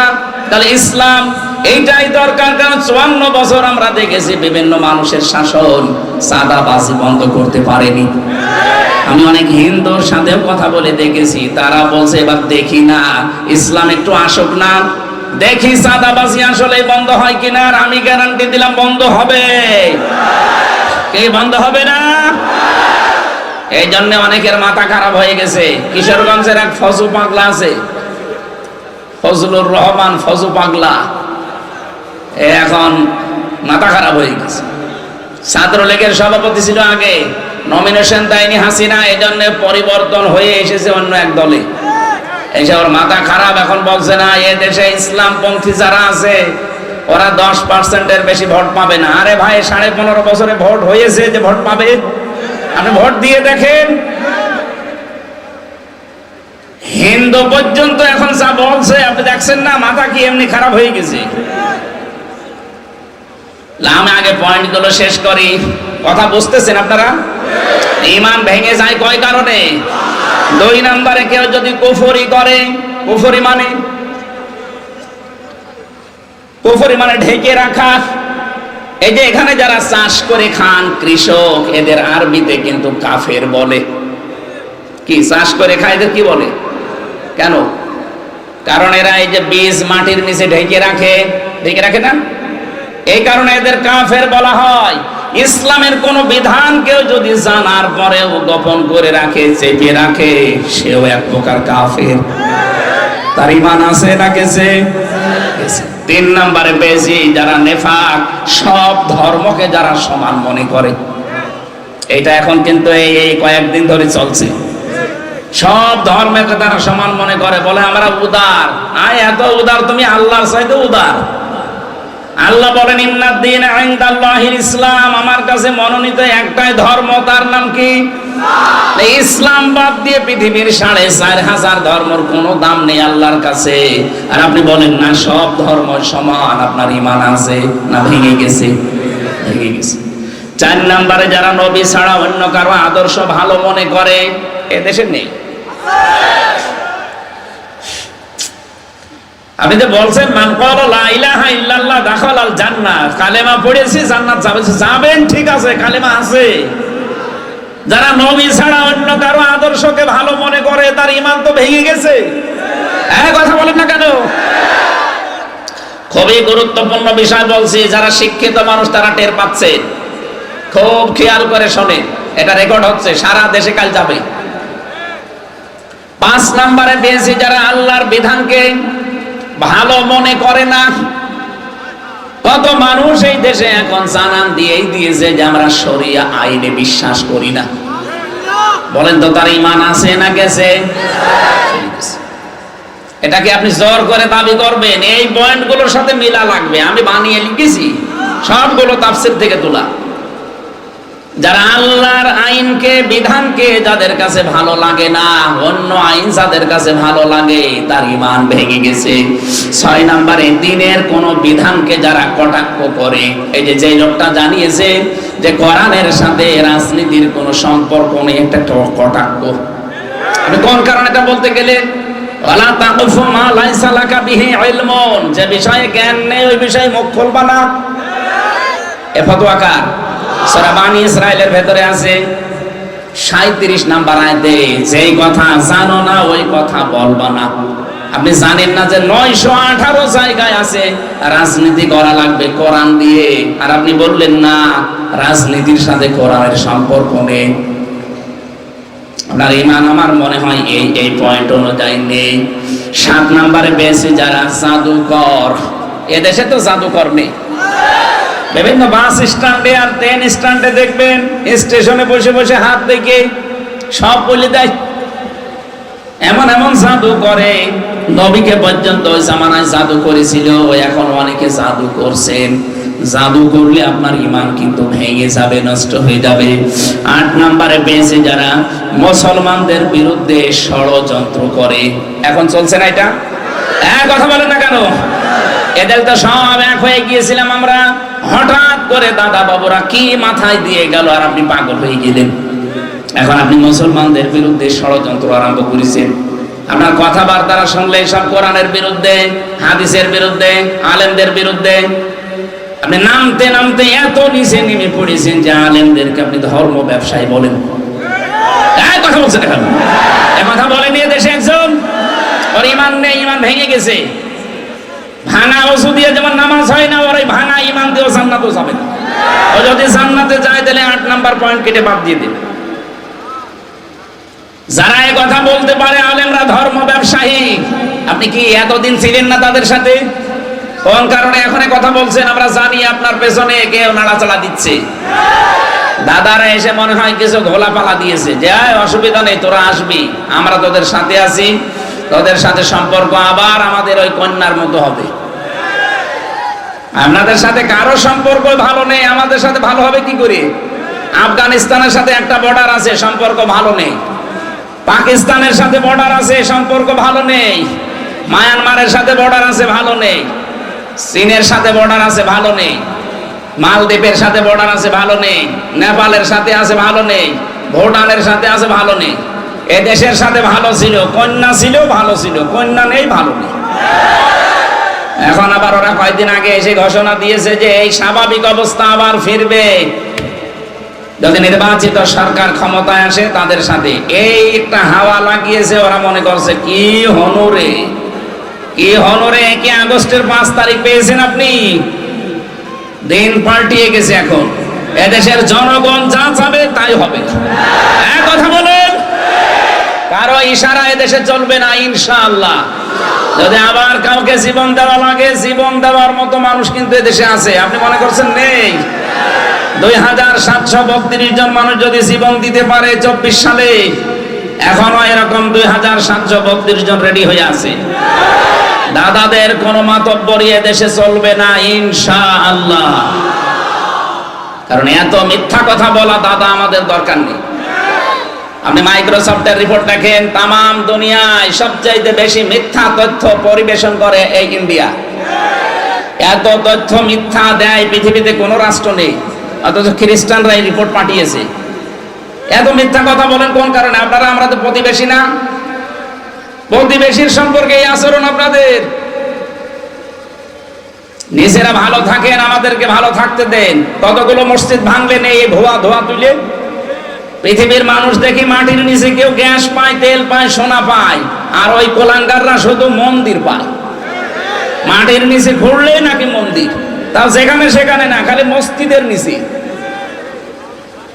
ওরা বাবরি মসজিদ ভেঙেছে এই ধোয়া ধোয়া তুলে, যে এখানে মন্দির ছিল 1000 বছর আগে। তাই কথা বলছেন না কেন? গতকালকে একটা মসজিদ ভেঙেছে। যারা আল্লাহর ঘর ভেঙে চুরমার করে দিতে পারে, ওরা মুসলমানের বন্ধু হয় কি করে? ওরা সারা বিশ্বে 54 বছর মিথ্যা ছড়িয়েছে যে আমাদের দেশে সাম্প্রদায়িক সম্প্রীতি নেই, এখানে সংখ্যালঘু নির্যাতন হয়। ডাহা মিথ্যা কথা। আগস্টের 5 তারিখের পর থেকে এই দেশের সবচাইতে বেশি নিরাপদে আছে সংখ্যালঘু লোকেরা। আমির জামাত ঘোষণা দেয়নি এদেশের সংখ্যালঘু বলে কিছু নেই, মেজরিটি মাইনরিটি কিছু আছে। এদেশে যাই জন্ম নেবে সেই এদেশের বৈধ নাগরিক। কিসের সংখ্যালঘু দাবি করেন আপনি? আপনিও যা, আমিও তা। এ দেশের উপর আমার যেমন আছে ধরো অধিকার, আপনারও আছে। এই মিথ্যা কথাটা ওরা বিশ্বের মোড়লদেরকে শুনিয়ে শুনিয়ে আমাদেরকে দাবিয়ে রেখেছিল। এখন মোড়লরাও বিশ্বাস করে না, কারণ তারাই রিপোর্ট দিয়েছে যে ভয়েস অফ আমেরিকা, তামাম দুনিয়ায় এরা বেশি মিথ্যা কথা বলে। এই জন্য আমার মনে হয়, আমার সিদ্ধান্ত, সরকারেরও এটা হওয়া দরকার যে দাদাদের সাথে কোনো সম্পর্ক আমাদের দরকার নেই। ব্যবসা বাণিজ্যের সম্পর্ক পাকিস্তানের সাথে শুরু করেন, চীনের সাথে শুরু করেন, তুরস্কের সাথে শুরু করেন, মালদ্বীপের সাথে শুরু করেন। ওই শয়তানদের কোনো দরকার নেই। বাংলাদেশে দরকার হয় 2 টাকা 5 টাকা করে কালেকশন করেন, করে 8টা বিভাগে 8টা আন্তর্জাতিক মানের হাসপাতাল বানিয়ে দেন। ইন্ডিয়াতে আর যাওয়াই লাগবে না, ওরা না খেয়ে মরবে। আমি ইন্ডিয়ার বহু জায়গায় ঘুরেছি। ওরা ভয় দেখায় আমাদেরকে যে না খাইয়ে এদেরকে মারবো। আরে বেটা, আমরা মুসলমান, 1 বছরে 1 মাস না খেয়ে থাকা ফরজ। খাবারের ভয় তোমাদের দেখানো দরকার। এখন এই যে ভয় পেয়েছে, এখন আলু পচে যাচ্ছে, পেঁয়াজ পচে যাচ্ছে, বলছে দাদা। কিসের দাদা? এতদিন মিথ্যা ছড়িয়ে যে হকার কিছু আছে সাংবাদিক নামে মলম, আমার মনে হয় এরে মুসলমানই দেওয়া দরকার। এই ময়ূখ রঞ্জন ঘোষ, এই একটা টাটকা নির্ভেজাল একটা শয়তান। শয়তান তো আমি দেখিনি, যদি দেখতাম মনে হয় এরকমই হতো। এত মিথ্যা কথা মানুষ বলে কি করি? সুতরাং এদের সাথে মিলিয়ে যারা ষড়যন্ত্রে লিপ্ত আছেন এই দেশ নিয়ে, এই দেশের মুসলমান এবং আলেমদের নিয়ে, আল্লাহর কসম আপনার ঈমান ভেঙে গেছে। আমি জানি আলোচনা কালকেই সারা দেশে ছড়ালে অনেকের আবার চুলকানি নতুন করে শুরু হবে। চুলকানি হলে কি দেওয়া লাগে? কি দেওয়া লাগে? মলম দেওয়া হবে ইনশাআল্লাহ। 9 নম্বরটা বলছি, কাউকে ইসলামের ঊর্ধ্বে মনে করা, এটা কি 15.5 বছরে ছিল না ছিল না? ছিল। আমি নাম নিলাম না, কেউ তার বাবাকে, কেউ তার কাউকে ঊর্ধ্বে মনে করবে। আপনার ইমান আছে, আপনি কিভাবে বলেন? আপনার ইমান তো কখনোই অসুর মতো বায়ু ছেড়ে শেষ হয়ে গেছে। 10 নাম্বারটা বলছি, ইসলামের কোন বিধানকে কেউ যদি ঘৃণা করে, সূরা সেজদার 22 নাম্বার আয়াতে আছে, ইসলামের দিকে আপনাকে ডাকা হয় অথচ আসতে তো চানি না, আর উলট পালট কথা বলেন। অমান আসলামু মিম্মান ইফতারা আলাল্লাহিল কাযিবা ওয়া হুয়া ইউদআ ইলাল ইসলাম আল্লাহু লা ইয়াহদিল কওমাজ যালিমিন। আমার ভাইরা, যে কথা বলছিলাম যে মুমিন দুই প্রকার, একটা কামেল মুমিন আর একটা হচ্ছে ফাসেক মুমিন, পরিপূর্ণ ঈমানদার, বিনা হিসাবে বিনা বিচারে জান্নাতে চলে যাবে। গুনাহগার, এদের ঈমান থাকা লাগবে, কিন্তু এই 10টা পয়েন্টের একটা থাকলে তার ঈমান আছে না গেছে? বলেন বলেন, এর বাইরে থাকা লাগবে আপনাকে। আমি কি পয়েন্টগুলো আবার বলবো? আপনারা রেকর্ড করে নিয়েছেন, অবশ্যই বাড়িতে যে মিলিয়ে দেখবেন আপনার ভেতরে আবার আছে কিনা। যদি থাকে, মনে করবেন আপনি আর জাহান্নাম থেকে বের হবেন না, কারণ আপনার ঈমান ভেঙে গেছে। ভাঙা ওযু দিয়ে নামাজ হয় না, ভাঙা ঈমান দিয়ে জান্নাতেও যাওয়া। আরো জোরে বলেন। এবার সফল মুমিন যারা, তাদের পরিপূর্ণ গুণ আল্লাহ দিয়েছেন 7টা। এখানে যারা বসে আছি আমরা দেখি তো আমাদের ভেতরে কয়টা আছে। রব্বুল আলামিন বলেন, আল্লাযীনা হুম ফি সালাতিহিম খাশিউন। ওই মুমিন সফল হয়ে গেছে যার প্রথম গুণ যে নামাজের ভেতরে বিনয়ী, নামাজের ভেতরে ভয় করে আল্লাহকে। এবং নামাজের ভেতরে বিনয়ী, এটা কি? এই যে খুশু খুজু বলা হয় না, নাম শোনেন? খুশু খুজু, খুশু খুজু কি খাওয়া লাগে? হযরত তালহা রাদিয়াল্লাহু তাআলা আনহু তিনি নামাজে দাঁড়িয়েছেন, খুশু খুজু কারে বলে এটার জন্য বলছি। হঠাৎ দেখলেন তার বাচ্চাটা পাশে খেলা করছিল, পাহাড়ি এলাকা থেকে একটা সাপ এসে বাচ্চাটাকে জড়িয়ে ফেলেছে। হযরত তালহা তিনি নামাজে তেলাওয়াত করছিলেন, এই জন্য ওইদিকে ভ্রুক্ষেপ করেননি। তার স্ত্রী আশপাশ থেকে লোকজন ডাক দিয়ে সাপটাকে মেরে বাচ্চাটাকে বিপদ মুক্ত করে বসে আছে। হযরতে তালহা নামাজ শেষ করার পরে ডাক দিলেন, স্ত্রী এতগুলো মানুষ বাড়ির ভেতরে কি করে? হযরতে তালহার স্ত্রী বলে, স্বামী আমার, আপনি যখন নামাজে দাঁড়িয়েছিলেন বাচ্চাটাকে সাপে জড়িয়ে ফেলেছিল। আমি চিন্তা করলাম নামাজে আছেন, আপনাকে ডাকা যাবে না, আশপাশের মানুষজন ডাক দিয়ে আমরা বিপদ মুক্ত হয়ে গেছি। হযরতে তালহার স্ত্রী বললেন, স্বামী এতগুলো আওয়াজ চেঁচামেচি, এতগুলো কর্মকাণ্ড ঘটে গেল, আপনি একটা বারের জন্য ওদিকে নজর দেননি? হযরতে তালহা বলে, স্ত্রী নামাজে যখন দাঁড়িয়েছি তখন আমার আল্লাহর সাথে কথা হচ্ছিল। আমি নামাজে দাঁড়িয়ে যখনই তেলাওয়াত করি আমার আল্লাহ মনে হচ্ছে প্রতিটি আয়াতের জবাব দিচ্ছেন। আলহামদুলিল্লাহি রাব্বিল আলামিন। আমি যেন কানে শুনতে পাচ্ছি আমার মালিক আমাকে শোনাচ্ছেন, সাদাক্তা ইয়া আব্দি, আমার বান্দা সত্য বলেছে। ধরে বলেন সুবহানাল্লাহ। কি নামাজে তারা দাঁড়িয়েছিলেন খুশু খুশু নিয়ে। আমার এদের তো এরকম নামাজি হয় নাকি? কত মানুষ আমরা নামাজে দাঁড়িয়ে খুশু খুশু তো দূরের কথা, একটা মশা কামড় দিলে আগে মশা মেরে তারপরে আল্লাহু আকবার বলে। নামাজের সেজদার ভেতরে যে কি মজা আছে, এটা নিরিবিলি না হলে আপনাকে বোঝানো যাবে না। আপনি নিজে বোঝ পাবেনও না। যখন লম্বা করে সেজদা দেবেন রাতের বেলা, দেখবেন একটা আলাদা প্রশান্তি আপনি পাবেন। আমি নিজে হালকা পাতলা পেয়েছি, এই জন্য আমি আপনাদের আহ্বান জানাচ্ছি। জেলখানায় তো 3টা বছর জালেমরা আমার এই কন্ডেম সেলের ভেতরে তালাবদ্ধ করে রেখেছিল। যেহেতু দুনিয়ার কোনো খোঁজ খবর আমি পাইনি, 24 ঘন্টা শুধু কোরআন শরীফ ছাড়া আর কোনো কিছু পড়ারও জায়গা নেই। কি পড়বেন? ওই বঙ্গবন্ধুর জীবনী দিয়ে যায়, ও ছাঁটা পড়ে করবো কি? বঙ্গবন্ধুর ছোটবেলায় কি করেছে, যৌবন বয়সে কি করেছে, কয় কাজে হুকু খেয়েছে, চীন সফর করেছে, কিভাবে রাষ্ট্র গঠন করেছে, শুধু এইসব। ছাতা পড়ে সময় নষ্ট করবে কে? বই যদি চাই ভাই একটা বই এনে দেন, বঙ্গবন্ধুর চীন সফর, এ ছাতা পড়ে করবো কেন? একটা তাফসির এনে দিতে পারেন না?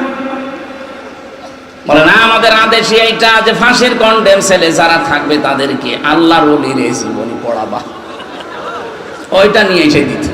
আমি বলেছিলাম এক কারারক্ষীরে, ভাই এগুলো না দিয়ে আপনি এই বইটা নিয়ে এসে দিতে পারেন না যে আমার ফাঁসি চাই? এই কথা বলেন মানে? হ্যাঁ, ওই বইটা নিয়ে এসে দিন, আমার ফাঁসি চাই এই বইটা নিয়ে এসে দেন। আমি মেজর ডালিম বলছি এই বইটা নিয়ে এসে দেন। আপনি বঙ্গবন্ধুর আত্মজীবনী নিয়ে এসে দেন। মানুষের জীবন পড়ে কোনো মানুষের জীবন পরিচ্ছন্ন হবে না। যদি হয় তাহলে মোহাম্মদ রাসূলুল্লাহটা হবে। তার জীবনে একটা মিথ্যা কথা নেই, আর আপনি যার অনুসরণ করতে বলেন ওর জীবন পুরাটাই তো মিথ্যা। রাহিকুল মাখতুম চেয়েছিলাম একদিন, যে রাহিকুল মাখতুমটা নিয়ে এসে দেন, ওইটা পড়লে আমার জ্ঞান বাড়বে। ঢোকাতে দেয় না শয়তানরা ওখানে। কোন উল্লেখযোগ্য তাফসির একটা ঢোকাতে দেয় না। নবীজির কোন উল্লেখযোগ্য জীবনী, প্রায় 13টা জীবনী আছে ওনার, একটাও নিয়ে আসতে দেয় না। খালি ওই আল্লাহর ওলিদের কি কি করেছে ওদের এইসব। ওই চেতনাকে কাজে লাগিয়ে লাগিয়েই তো দেশটার 12টা বাজিয়েছে। আবার অনেকে এখন দেখছি ওই পুরাতন চেতনার এই ঢোল, ভাঙ্গা ঢোল আবার বাজাচ্ছে। সাবধান, এই ফ্যাসিস্টের কোন বানানো শব্দ বাংলাদেশে উচ্চারণ করবেন না। সব রাজাকার, আল বদর এসব সব বাদ। এখন নতুন করে বাংলাদেশ গড়ার সময় এসেছে। কথা বলেন না কেন? আর আমার মনে হয় যারা মুরব্বী হয়ে গেছে, যারা সকালে কি বলে বিকালে কি বলে ঠিক টের পায় না, ওদের রাজনীতি থেকে বিদায় নেওয়া দরকার। রাজনীতি ওরা করে হচ্ছে ব্যবসার জন্য, ওদের আর কোনো ব্যবসা নেই, বাণিজ্য নেই, রাজনীতি ওদের ব্যবসা। এজন্য আশা করবো যারা এরকম ভুল ভাল বকেন চাচা এরশাদের মতো সকালে এক কথা বিকালে আর এক কথা, এই কথা বলছে না কেন? এরকম কথা অনেকে বলছে না। আপনাদের আর রাজনীতি করার দরকার নেই, আপনারা এই মাঠ থেকে চলে যান। নতুন যারা এখন এই দেশ স্বাধীন করেছে তাদের হাতে তুলে দিন। দেশ যখন স্বাধীন করতে পেরেছে, দেশ চালাতেও পারবে। অনেকে এদের দামও দিতে চায় না। এরা কি করেছে, আপনি কি করেছেন? হ্যাঁ, এই 15.5 বছর তো আপনি কি করেছেন? এই জন্য যারা করেছে তাদের মূল্যায়ন করা দরকার। এখন জুলাইয়ের শ্বেতপত্র এই যে ঘোষণা হওয়ার সময় অনেকে বাধা দিচ্ছে। আপনি কি মানুষ? খালি ঈদের পরে ঈদের পরে ঈদের পরে করে করে 15.5 বছর জালেমদেরকে টিকিয়ে রাখলেন। আর এই ছোট ছোট বাচ্চারা জীবন দিয়ে দেশটা নিয়ে এসে দিল, এখন বলছে ও কি করেছে। এই শয়তানগুলোকে মুখে আমার মনে হয় কি দিয়ে মারা দরকার আল্লাহ জানে। মানুষের একটা হালকা কৃতজ্ঞতা বোধ থাকে। এরা কি, এরা কুকুরের চাইতেও খারাপ। কুকুরকে একটা হাড় দিলে তাও বসে পাহারা দেয়, আর এর দেশটা নিয়ে এসে দিল স্বৈরাচারের এ কবল থেকে। এ শুকরিয়া আদায় করা দূরের কথা, এদের পেছনে লিখেছে বিভিন্ন ট্যাগ লাগিয়ে দেয়। কোন ট্যাগ আর এই দেশে চলবে না ইনশাআল্লাহ। কোন চেতনার নাম নিয়ে আর সামনে আপনি আসতে পারবেন না, কারণ দেশের মানুষের কালো চশমা আর নেই। কথা বলেন না কেন? কালো চশমা আছে আমাদের এই দেশে। আমার যতটুকু বাস্তবতা দেখতে পাচ্ছি, মানুষের যে আগ্রহ, এই দেশের জাতীয় স্লোগান হওয়া দরকার নারায়ে তাকবীর। ওই জয় বাংলা বাংলা সব বাদ দেন। এই দেশে 96% মুসলমান, এখন তাকবীর হবে, লিল্লাহে তাকবীর।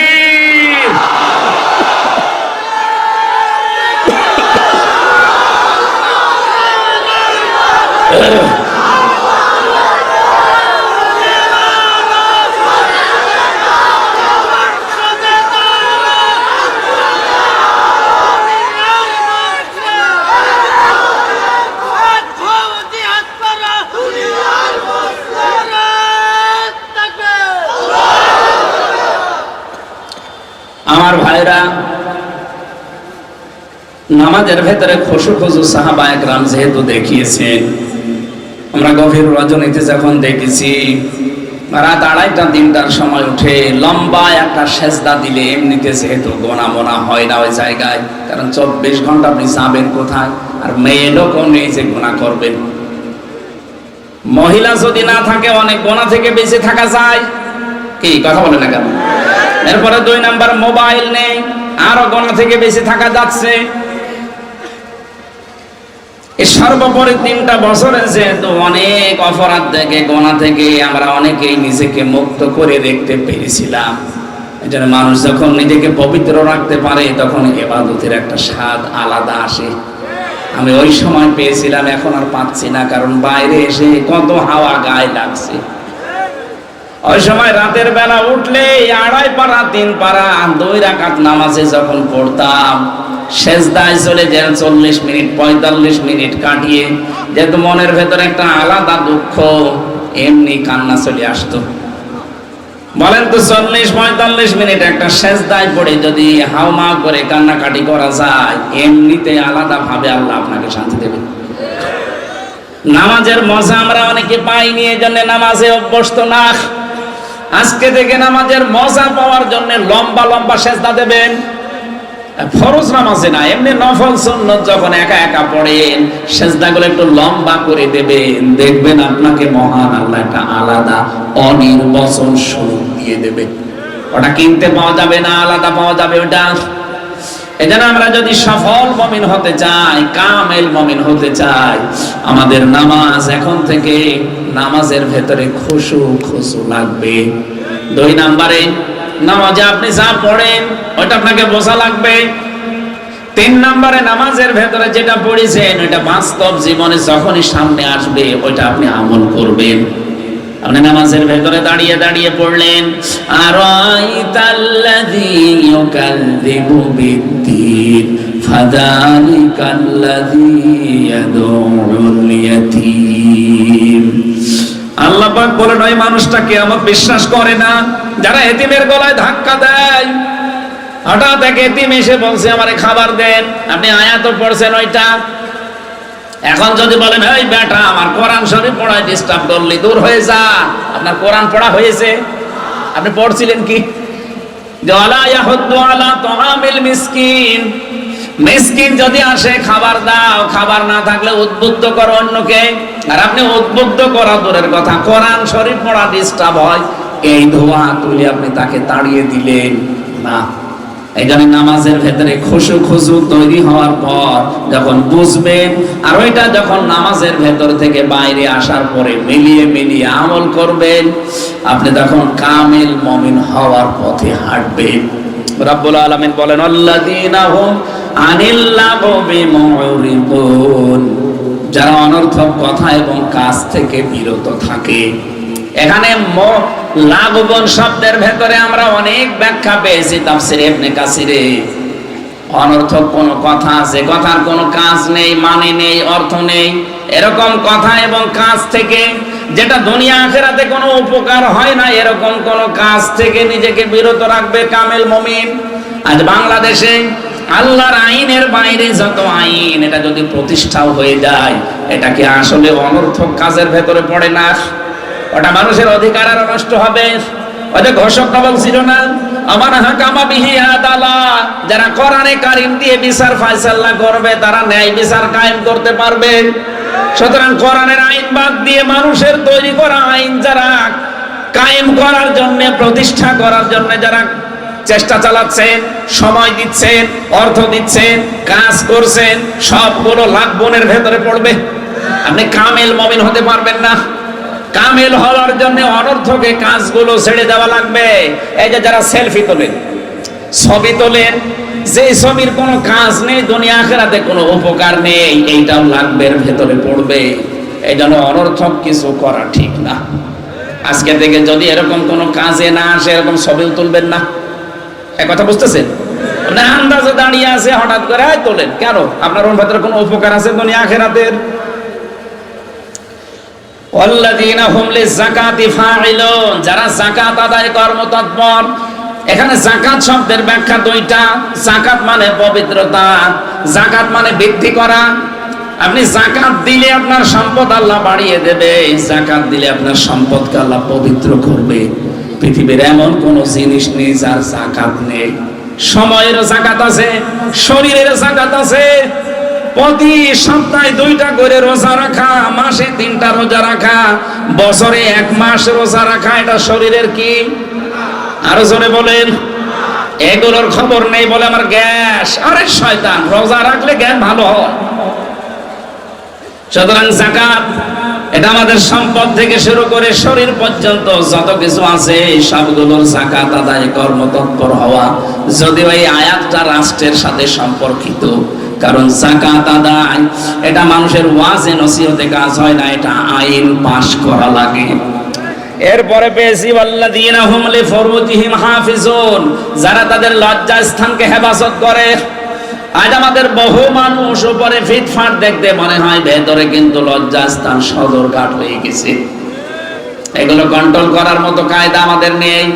ভারতের পিনআপ করা পত্রিকাগুলো আকাশ সংস্কৃতির নামে উল্টাপাল্টা জিনিস আমাদের শরীরকে পবিত্র থেকে অপবিত্র বানিয়ে দিচ্ছে। আমরা এই দেশ থেকে এই কন্টেন্ট গুলো যারা তথ্য মন্ত্রণালয়ের দায়িত্বে আছেন, এই নাহিদ ইসলাম সহ, উপদেষ্টা নাহিদ ইসলাম সহ যারা দায়িত্বে আছেন, আমরা আহ্বান জানাবো মুসলমানের দেশে অন্তত প্রকাশ্য জেনা ব্যভিচার যেগুলো আরম্ভ হয়, এই উলঙ্গপনা, এগুলো এই কন্টেন্ট গুলো সব দূর করে দিন। আমেরিকা এই কারণে পড়তেছে, ওদের জেনা ব্যভিচার এত বেশি হয়েছিল, এখন আগুন লেভানোর জন্য ৭০,০০০ পানির মেশিন কাজ করছে, কাজ হচ্ছে না, পানি দেয় আগুন বাড়ে। কারণ আল্লাহর সাথে পাল্লা দিয়ে পারা যাবে আগুন। এখন শুনলাম আরো অন্য প্রদেশে ছড়িয়ে পড়ছে। আমেরিকা বাংলাদেশের মতো ৫৯টা জোড়া দিলে যত বড় হবে, আমেরিকা একাই অত বড়, একটা প্রদেশ পুরা শেষ। এখন অন্য প্রদেশে আগুন ছড়াচ্ছে। আমি যতটুকু কারণ পেয়েছি কোরআন হাদিস পড়ে আমেরিকার সাথে, তার ১ নাম্বার কারণ তারা জুলুমের সমর্থনকারী, জুলুমকারী। গাজায় জুলুম হচ্ছিল, হত্যা হচ্ছিল, তারা সাহায্য করেছে। ২ নাম্বারে তারা জেনা ব্যভিচার ওপেন করে দিয়েছে। আমাদের দেশটাকে বাঁচাতে হবে, আমাদের চরিত্রের অবক্ষয়, আমাদের চরিত্র এবং আমাদের যৌনাঙ্গ হেফাজত করার জন্য অন্তত ভারত সহ আন্তর্জাতিক যত কন্টেন্ট আছে সবগুলো এই ইউটিউব থেকে আকাশ সংস্কৃতির নামে যা আছে সব দূর করা লাগবে।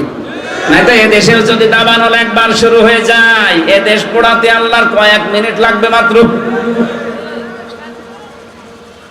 এরপরে পেয়েছি ইল্লা আলা যাওয়াজিহিম আও মা মালাকাত আইমানুহুম ফাইন্নাহুম গায়রু মালুমিন। তবে সেই মানুষগুলো তিরস্কৃত হবে না, নিন্দনীয় হবে না, যারা নিজেদের স্ত্রীকে ব্যবহার করে আর মালিকানাধীন দাসীকে বাদ দিয়ে অন্য কাউকে কামনা করে না। যেহেতু দাসীর প্রথা এখন আমাদের দেশে নেই, আর ওটা যদি সময় আসে তখন আবার হবে। এখন শুধু স্ত্রী বাদ দিয়ে অন্য কাউকে কামনা করা হারাম। এক কথা বলে না কেন? আমরা যদি সফল মুমিন হতে চাই, নিজের বউ বাদ দিয়ে অন্য কারোর সাথে লাইন করা। আরো আসতে বলেন। এই যে পরকীয়া প্রেমে যারা আছেন, এখনই তওবা করে বাড়ি যাবেন, যে না, নিজের স্ত্রী ছাড়া, নিজের স্বামী ছাড়া, জায়েজ এই 2টা জায়গা ছাড়া অন্য কোনো কামনা করাই জায়েজ নেই। ফামান ইবতাগা ওয়ারা যালিকা ফাউলাইকা হুমুল আদুন। নিজের বউ বাদ দিয়ে অন্য কারোর সাথে যারা লাইন করে তারা সীমা লঙ্ঘনকারী, আর সীমা লঙ্ঘন যারা করে তাদের অপছন্দ করেন কে? আরো জোরে বলেন, আল্লাযীনা হুম লিআমানাতিহিম ওয়া আহদিহিম রাউন। যারা তাদের আমানত এবং যাদের ওয়াদা তারা রক্ষা করে চলে। আজ কত আমানতের খেয়ানত হয়ে গেল এই দেশটা থেকে। সরকারি মালগুলো সব মনে করতো নিজের গনিমত। এজন্য এক একটা প্রকল্প চালু করে, প্রকল্প না, এটা ডাকাতি করেছে। এ পদ্মা সেতু তৈরি করতে ৩২,০০০ কোটি টাকা খরচ। এখন প্রমাণ হচ্ছে এত টাকা হলে 4টা ব্রিজ এরকম বানানো যায়। এক একজন দরবেশ কত টাকা চুরি করেছে দেখেছেন? ৩৬,০০০ কোটি। বাইরের দেশে যে দেখবেন কেউ বেগম পাড়া, কেউ সাহেব পাড়া বানিয়ে বসে আছে। আরে শয়তানরা, এই টাকাগুলো বাইরে পাচার না করে এই দেশে যদি মানুষের কর্মসংস্থান তৈরি করে দিত, জীবনও এই দেশ থেকে জনগণ তোদের তাড়িয়ে দিত না। এখন এই দেশে প্রায় ৩৬ লাখ যুবক বেকার। ৩৬ লাখ যুবক বেকার হয়ে পড়ে আছে। অথচ এই টাকাগুলো সব পাঠিয়েছে বাইরের দেশে, কেউ সাহেব পাড়া, কেউ বেগম পাড়া, কেউ সুইস ব্যাংকে রেখে দিলেন। কি করছেন টাকা নিয়ে? নিজেও ভোগ করতে পারছেন না, কারণ সাহেব পাড়ায় যে থাকবেন যখন পিটিয়ে মেরে ফেলবে। হোটেলে থাকে শয়তানরা। আমি মালয়েশিয়া ছিলাম কয়েকদিন আগে, যে হোটেলে উঠি দেখি 2 শয়তান নিচে বসে আছে। কি গো এখানে? হুজুর আমরা আগে পালিয়েছি। কেন সাহেব পাড়ায় থাকবেন না? বলে না, ওখানে যে মার খাবো। তার মানে নিজের বানানো বাড়িতেও থাকতে পারলেন না। এই জন্য আগামীতে যারা আসবেন তারা যেন আমরা এরকম কিছু করেন না, তাতে আপনার বাড়িও কিন্তু জালেমদের মতো শ্মশান হয়ে যাবে। আর ওয়াদা আহাদিহিম রাউন, সংরক্ষণ করবে তাদের ওয়াদা। সামনে কিন্তু ওয়াদার মৌসুম আসছে, অনেক ওয়াদা অনেকে দেবে। যারা ওয়াদা রক্ষা করতে পারে, এই 5.5 মাসে অনেকে প্রমাণ দিয়ে ফেলেছে যে ওয়াদা করলে কারা রক্ষা করতে পারে। আপনি সেই ওয়াদা রক্ষাকারী মানুষদেরকে আপনার আমানত দেবেন। আর কথা বলেন না কেন? আল্লাযীনা হুম আলা সালাওয়াতিহিম ইউহাফিজুন, যারা নামাজ সমূহের সংরক্ষণ করে, হেফাজত করে। তার মানে 5 ওয়াক্ত ফরজ নামাজ যেন ছেড়ে দেবেন না। উলাইকা হুমুল ওয়ারিসুন, এরাই হচ্ছে ওয়ারিস। আল্লাযীনা ইয়ারিসুনাল ফিরদাউস হুম ফিহা খালিদুন, এরা হচ্ছে জান্নাতুল ফিরদাউসের ওয়ারিস, চিরকাল সেখানে থাকবে। আল্লাহ আমি সহ যারা এসেছি আমাদেরকে অনুসরণ করার এই 7টা গুণ তৌফিক দাও, বলেন আমিন। মেয়েরা যারা এসেছেন, সম্মানিতা মা বোনেরা, আপনাদেরকে আমি আদর্শ হিসাবে মেনে নেওয়ার জন্য হাদিস শরীফ থেকে 6 জনের নাম শোনাচ্ছি। আপনার তাওয়াক্কুল হওয়া লাগবে হযরতে হাজেরার মতো, আল্লাহর উপরে ভরসা। 2 নম্বরে আপনার ইবাদত বন্দেগী হওয়া লাগবে হযরতে মরিয়মের মতো। আপনার দৃঢ় ঈমান তৈরি করা লাগবে হযরতে আসিয়ার মতো। আপনার স্বামী ভক্তির নিদর্শন হবে খাদিজাতুল কুবরার মতো। ঈমান এবং এলেম আপনার অর্জন করার যোগ্যতা থাকা লাগবে আয়েশা রাদিয়াল্লাহু তাআলা আনহার মতো। আপনার পর্দা হবে হযরতে ফাতেমাতুজ জোহরার মতো। এই 6 জনকে আপনি সামনে আদর্শ মেনে চলবেন। আমি আশা করব এর জীবনী পাওয়া যায়। আমি লিখেছি 6টা মানুষের জীবনী দিয়ে, দেখি ওই বইটা দেখি। এই যে আদর্শ নারী, এখানে 6 জন মানুষের জীবনী এবং আমল দেওয়া আছে। আপনার স্বামীকে দিয়ে, ছেলেকে দিয়ে স্টেজে আছে অথবা গাড়িতে আছে, এটা নিয়ে যান, পুরাটা পড়বেন। আপনার আদর্শ এখন ঐশ্বরিয়া না, আপনার আদর্শ পরিমণি না, আপনার আদর্শ এই 6 জন হবে।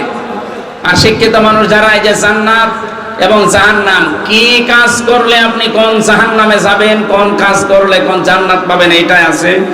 আর এটা আরো হায়ার এডুকেটেড যারা, আরো শিক্ষিত বেশি, সৃষ্টি জগৎ নিয়ে লিখেছি। সৃষ্টি জগতের সূচনা, এটা সবার জন্য না। এটা যদি পান ওই গাড়িতে আবার এখানে স্টেজে নিয়ে যান। আল্লাহ আমাদেরকে আমল করার তৌফিক দিন, আমিন।